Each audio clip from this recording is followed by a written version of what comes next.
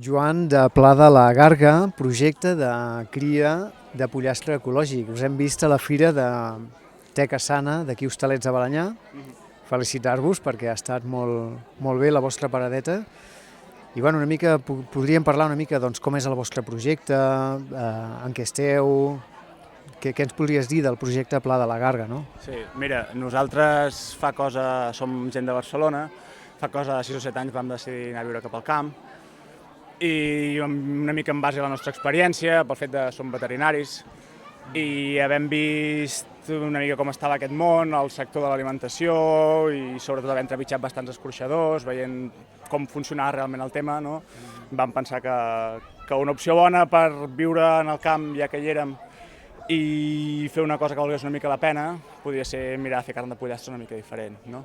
Llavors, en base a això, vam decidir arrencar una petita explotació de pollastre familiar i sempre molt enfocada a això, a una producció petita, amb gent coneguda, producció familiar, res de grans superfícies, res de grans volums, petites quantitats, ben col·locades, gent que entengui el que compri amb consciència i bàsicament això és la nostra motivació és aquesta. Nosaltres a dia d'avui no fem ous, és una cosa que ens podem plantejar més a mig termini. A dia d'avui el projecte va arrencar fa un parell d'anys, ens vam certificar com a ecològics plenament, diríem, fa poc més d'un any, per tant és un projecte que encara està engegant, no? I per ara ens centrem en la carn de pollastre, no? Intentem nosaltres, bàsicament jo, cobrir totes les fases del projecte, diríem, no? Tant nosaltres agafem animals molt petitons, d'un sol dia d'edat, els criem fins que són grans, ens preocupem de dur-los a l'escorxador, ens preocupem de repartir-los, i ens preocupem que realment arribi a qui nosaltres volem que arribi i sobretot sabent que és el nostre producte el que arriba al final, no? Que no es converteix en una marca blanca d'un supermercat o que no es transforma en una cosa que s'escapi del nostre control, no?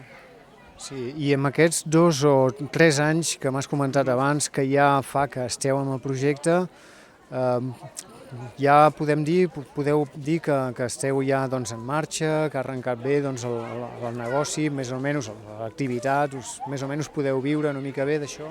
Això a dia d'avui dona un sou petit per una persona, més o menys, però sí que el projecte ha crescut bastant des de que va néixer i nosaltres confiem que encara pugui créixer una mica més, però sempre amb l'objectiu final és arribar a fer com a molt un sou per una família, per entendre'ns, no? Tampoc no volem convertir-nos en una gran empresa, una cosa petita per anar fent nosaltres i sobretot això, és que estem, en base a l'experiència, molt cansats de veure que moltes coses que havien de ser una cosa acaben sent una altra, no? Que hi ha molta perversió en aquest sentit i llavors sobretot poder assegurar això, fer allò que diuen poc a poc i bona lletra, o menjar poc i pair bé i anar fent poquet a poquet. Nosaltres anem creixent a poc, tenim la sort que més enllà dels diners fem una cosa que ens agrada, que podem viure en l'entorn que ens agrada, no? Que podem, a mi, remenar bestiar tot el dia, que és el que m'agrada, moure'ns amb gent del sector i aleshores més enllà dels diners que doni, que sí que més o menys dona per anar fent, no?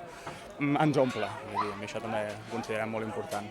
Sí, i com veus el paper de lo que és les institucions, l'administració actual, envers els emprenedors del sector agrari, del petit emprenedor compromès, que vol fer qualitat, que vol autonomia, etc. Com esteu respecte doncs, al paper de l'administració? Com ho veieu? Aviam, d'una banda no ens podem queixar, amb el tema de l'ecològic sí que és veritat que hi ha una sèrie d'ajudes, una línia de subvencions que ajuden a tirar endavant el projecte i a arrencar, però d'altra banda, sobretot a l'hora de la distribució i la comercialització, sí que ens trobem que marques molt grans o empreses molt grans dicten molt a l'administració el com fer les coses, no? Llavors se'ns demanen, se'ns requereixen certes coses que nosaltres no podem assumir pel fet de ser de la mida que som, no? I tenim de vegades la sensació que poder empreses més grosses poden d'alguna manera modular el que demana l'administració per afavorir-les amb elles i no nosaltres, no? I en aquest sentit sí que ens podem quedar una miqueta al marge, no? Una mica desplaçats. Bueno, doncs gràcies Joan, molt bé. I què t'ha semblat una mica el que és la Fira Teca Sana i com l'has vist aquest any i quina projecció li veieu? Home, nosaltres estem 100% a favor d'aquesta mena d'iniciatives, no? De que es facin fires per donar a conèixer aquesta mena de productors i de productes perquè moltes vegades també és difícil, no? Aconseguir fer sentir la teva veu, és difícil arribar a tota la gent a la que voldries i aquesta mena de llocs sempre són un bon aparador.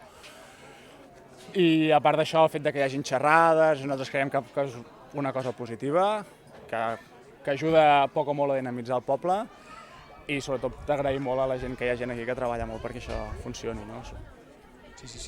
Boníssim, doncs, bueno, és admirable la vostra feina i projectes, no? A més que sou gent vinguts de la gran urb de Barcelona aquí a fer aquesta tasca, és molt important, molt admirable. I bueno, doncs res, ens veiem en properes ocasions de la fira i que us vagi tot molt bé. Gràcies, Joan. Moltes gràcies, bona tarda. Vale. Bueno, salut, fins ara.